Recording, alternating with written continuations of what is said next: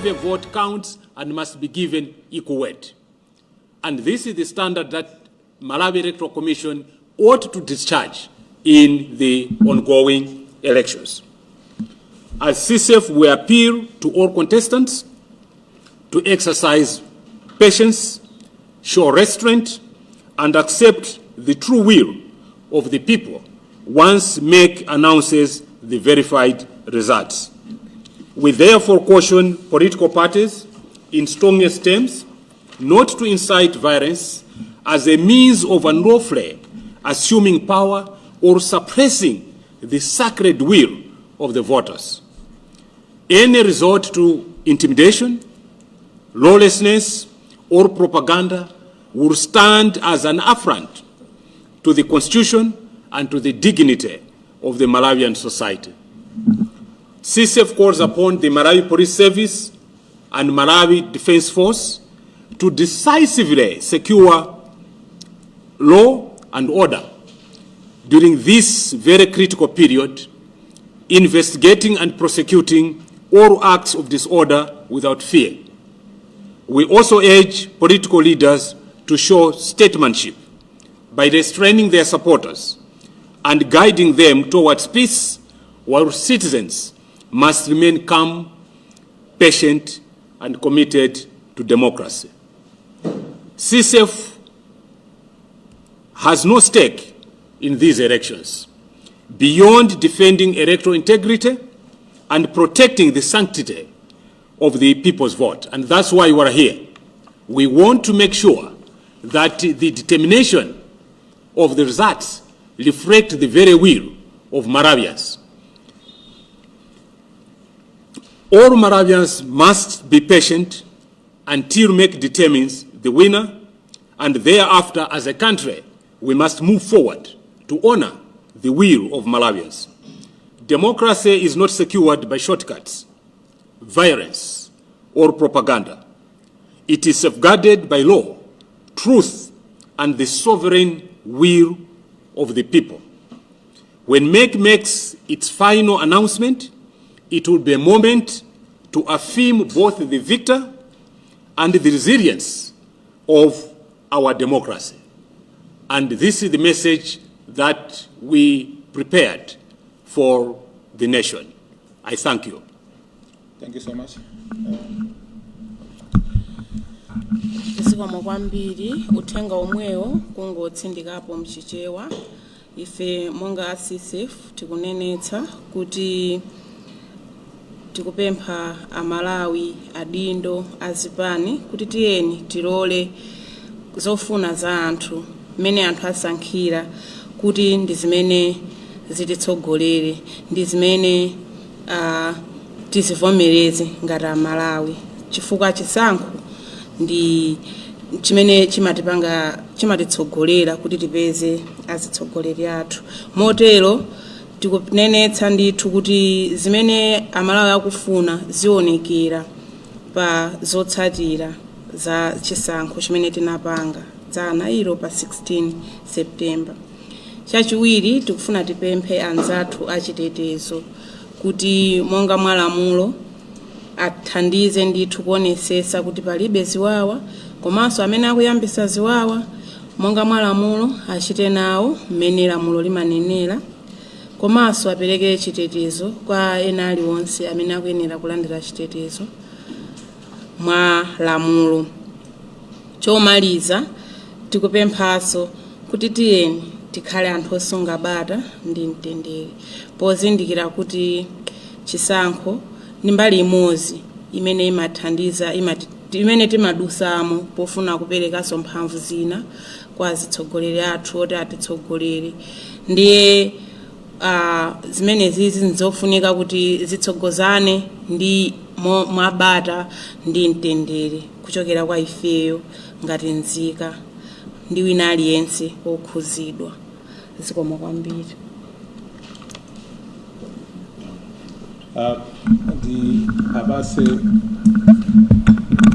Ndiwapatse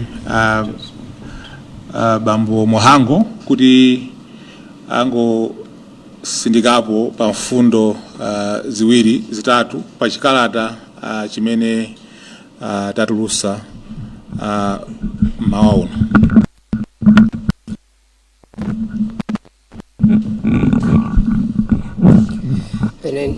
Ndingotsindika mene anenerapo chairperson athu mchizungu. Ndingotsindika pang'ono mchichewa kunena kuti chikalatachi chikufotokoza kuti ifeyo tatengako mbali ngati anthu omwe tibe mbali kwenikweni ku nkhani za ndale kapena kuzisankhozi kupatula kufuna kuonetsetsa kuti zisankhozi zikuyenda mwachilungamo malingana ndi malamulo. Acheya athu akhala kutsindika kawirikawiri kuti zisankhozi ziyende monga mmene malamulo alili, komanso kuti malamulo amene timawachotsa ku constitution ndi momanso malamulo okhudzana ndi zisankho amanenetsa ndithu bungwe limene lili ndi mphamvu zoyendetsa ndi kulutsa zotsatira za zisankho ndi bungwe la Malawi electoral commission. Ndiye tonse tena kuti tikhale bata ndi mtendere kuyembekezera kuti bungwe limene la mekili lizatipatse zotsatira za zisankho. Komanso tabweramo malingana ndi kuti taona kuti kuchitikabe nkhani zina ndi zina zimene zikukhala ngati kuti zikupereka chiopsezo kwa anthu ena. Ndiye nkhani zimene zozo ndi zimene zikupangitsanso kuti monga takhala tikulankhulaponso tsoka pa 16 pa 18 tikutulutsa zikalata zathu kusonyeza kukhudzidwa ndi mmene zikuyendera pano. Mwina ena kumaulutsa kuti tatsogola ndife kamene tapambana ndife pomwe bungwe la meki lisanaulutse, zikupereka chiopsezo kwa Malawi ndi ena amenenso akukhudzidwa ndi kayendetsedwe ka zisankho. Ndiye chikalata chikufotokoza zimene zikuti chifukwa chokhudzidwa ngati Malawi ndikuona tatulutsanso chikalata chapano pachi chomwe chikutsindika kuti ayi tikupempha ano kuti anzathu amene amayendetsa nkhani zachitetezo mdziko muno, Malawi Police Service komanso Malawi Defense Force, kuti ndithu agwire ntchito zawo moyenera, aonetsetse kuti aliyense m'Malawi komanso ndiwo amene akukhudzidwa ndi zisankho akutetezedwa, akukhala mwamtendere mmene malamulo a dziko lino akunenera, komanso kuti iwo agwirenso ntchito zawo monga mmene malamulo amawayenerezera kuti agwirire ntchito pofuna kusamalira chitetezo ndi anthu ndi katundu wa Malawi. Ndikukhulupirira kuti nkhani zimenezo zimene chikalata chathu chakhudzamo kungonjezera pa zimene zafotokozedwa kale. Zikomo kwambiri.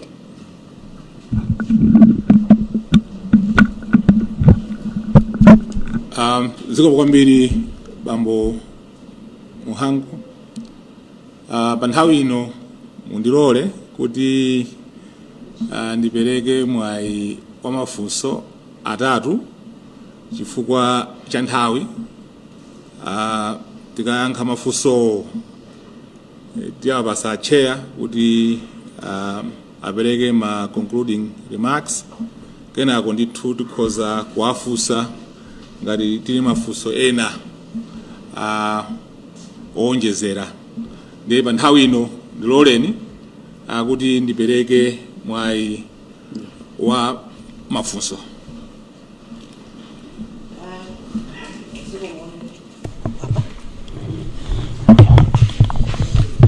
Zikomo kwambiri kumpando pa statement imene mwapanga issue. Ineyo dzina langa ndi Lloyd Mbwana, ndikuyimira Malawi Post. Chiyambireni titangomaliza kuponya mavoti, tsiku lotsatira linapeza kuti ndi magulu atatu amene ayamba kutulusa malizatsi. Oyamba achipani ali ndi zipani zosiyanasiyana zili ndi tale yawo imene akutulutsa, nyumba zowulutsa nkhaniso zili ndi tale yawo, komanso pali kagulu kena ka anthu kalinso ndi tale yawo imene akumatulutsa zotsatira. Ndiye magulu onse atatu onsewawa akuchita zimezi. Bungwe la Malawi Electoral Commission silinatulutseko ndi one single result. Now tikuyembekezera mwina kalero ka mwina masiku abwera kuti meki ipanga iyamba kutulutsa malizatsi. Mukhulupirira kwena kuti anthu kunjaku ndi uthenga umene alandira ochokera magawo onse atatu awawa alikhulupirira bungwe la Malawi Electoral Commission? komanso ndi uthenga wanji nuyo umene mukupereka kuti anthu akhalebe ndi chikhulupiriro ndi bungwe la Malawi Electoral Commission kusiyana ndi zonse zimene akhala kumamva magulu atatu amene wawa zikoma.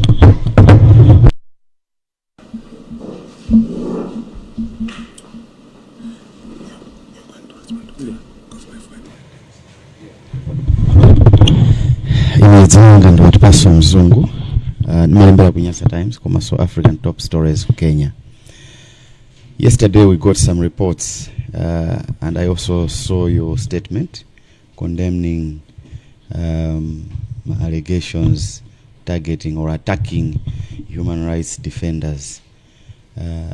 Then mafuna ndidziwe kuti kodi as of today kuchoka dzulu, has there been any change kapena you are still receiving those attacks and maybe threats on your lives, considering that others have got personal interest in these elections? Thank you so much. Because kuyanka mafusa mene, right? Chair, maybe you can start. Thank you very much. So, starting with the first question, I think it is important to underscore the fact that from the word go, those of us that has participated in the entire cycle of the elections, you will recall that MEC made it very clear that they want to transact the business transparently to the Malawian people. And they also did indicate that they are not stopping anyone from tallying, as long as any result published or announced is indicated. There is a caveat that they still remain unofficial results. So what this means is that we need to exercise responsibility in terms of how the results are being shared, because they still stand unofficial. And I think this is particularly important for the reason that for those that are releasing the results, they do not have powers to deal with complaints that aggrieved parties may be filing with MEC, because that could also be a basis of results changing. And that's why all of us, we are patiently waiting for MEC to officially announce the results, because some of them may not be the way they have been reported, because perhaps there have been complaints made, MEC has investigated and established that maybe some of the results are not truly reflecting as things had unfolded. So all these, in our view, should still give us hope that MEC will do the needful to make sure that it respects the wishes of Malawians through their ballot. We believe that MEC has no mandate whatsoever to give Malawians results that are not true. So our view is that I think so far MEC has demonstrated transparency and accountability in the way they are managing the process, and we hope that they will maintain the national posture that they will have demonstrated until the final result is made. On the attack on HRDs, human rights defenders, we must admit that at the time that we issued the statement yesterday, it was quite scary. It doesn't necessarily mean that the threats have stopped. There is a lot of smearing, especially on social media. It is continuing. And that's why we are raising this issue, because we believe that there are sponsors who are instigating such attacks on human rights defenders, including journalists. And we believe that we are a democratic state. We need to respect freedom of expression, among other rights. And expressing as things are, it's a constitutional right, and we should not be penalized simply because we are here addressing the nation. And that's why in our statement we are very, very clear that we have no special interest in the elections. We are not a competitor in the elections. Our only solemn duty is to make sure that the outcome of the election represents the true will of Malawians. We are protecting the will of Malawians and nothing else.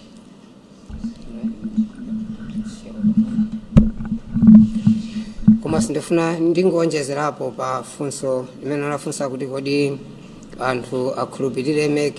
Ndifuna kuyankha kunena kuti democracy yathu ndi imene timakhala ndi mna mchizungu amati representative democracy, kusoyenza kuti timasankhapo pakati pathu anthu pang'ono otiyendesera ntchito za chigulu cha Malawi.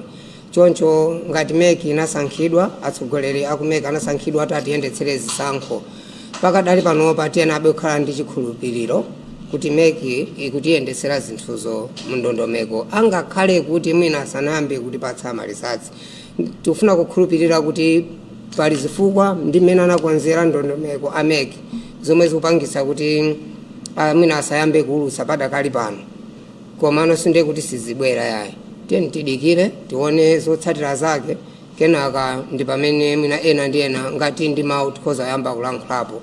Koma kuti tiyambe kuwatsutsa anthu fachiti sana tipatse zisankho sitinganene panopa kuti ndiye kuti zawakanika kapena zikuwavuta, ndiye kuti mwina tipezeka kuti olakwika ndife tithapanga nazo manyazi. So ndikuona tikupempha Malawi komano ndi onse amene akhudzidwa ndi sankho kuti titadekha tione kuti akamba kutipatsa zotsatirazo zikhala motani. Zoma michena ndingonje zapo.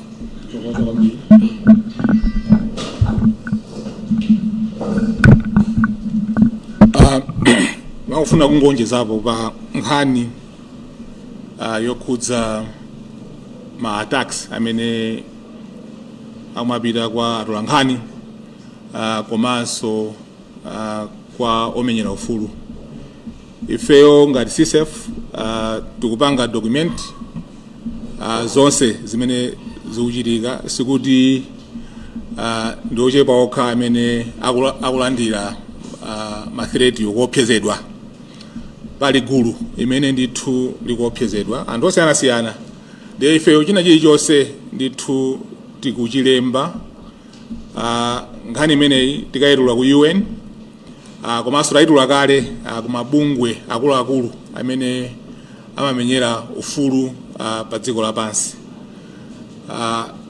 Komanso tiyipereka ndithu ku polisi kuti ayifufuze, chifukwa democracy sikuopsezana. Democracy ndikulola anthu osiyanasiyana athe kumapanga report zinthu zimene zikuchitika, komanso athe kulankhula zinthu zimene zikuchitika motsata malamulo a dziko lino. Ndiye ndatsimikizire Malawi onse kuti freedom of expression ndi ufulu wawo. Malawi ndithu ayenera kulankhula, komano kulankhula kutiyeni titsate malamulo. Ndiye pa nthawi ino ndi alole chairperson kuti apereke mawu omaliza, kenako tikhoza ndithu kulankhula nawo. Zikomo kwambiri.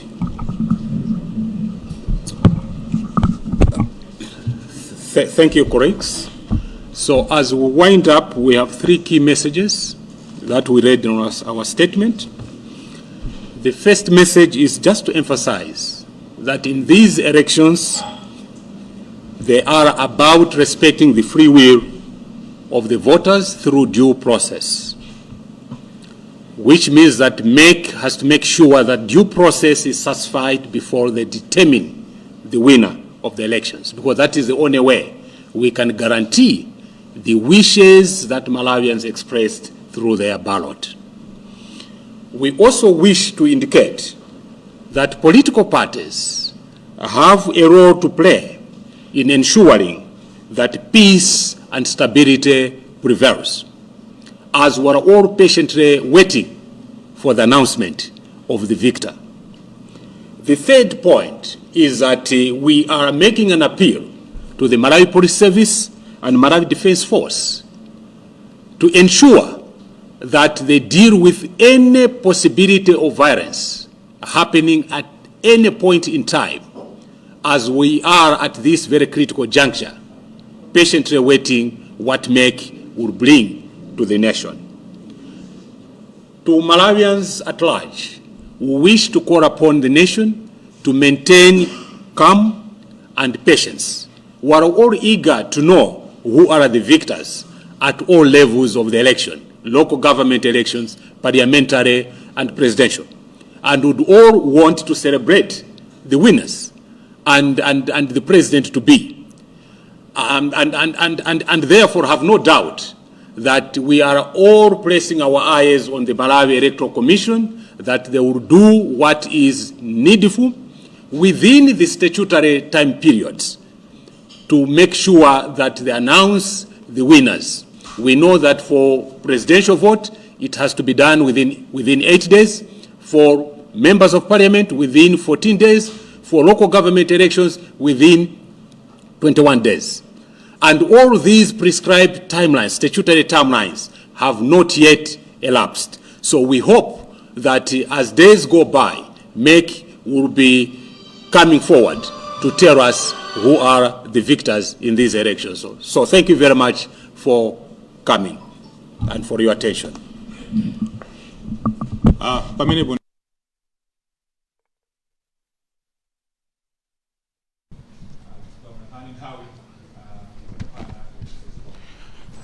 Pamene panso ndi pa mapeto pa msonkhano wa atolankhani amene amachititsa ndi abungwe la Civil Society Elections Integrity Forum.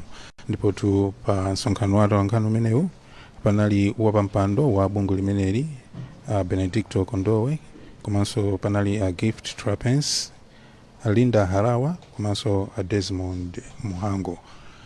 Ndiye pamene msonkhano wa atolankhani umenewu wafika kumapeto, ifenso kulutsa kwathu kuchokera kuno ku Sigerege Hotel tilekezere pamenepa. Malo mwanzanga onse ine Raymond Katayika tsopano ndikubwezereni ku nyumba zathu zolutsira mawu ku MBC Radio 1 komanso MBC TV 1 mu mzinda wa Blantyre zikomo.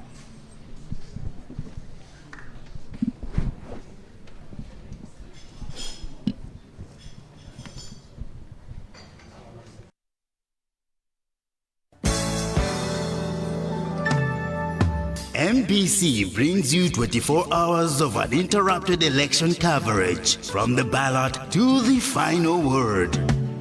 Don't miss, don't blink, stay tuned, because MBC has you covered. MBC, inspiring the nation.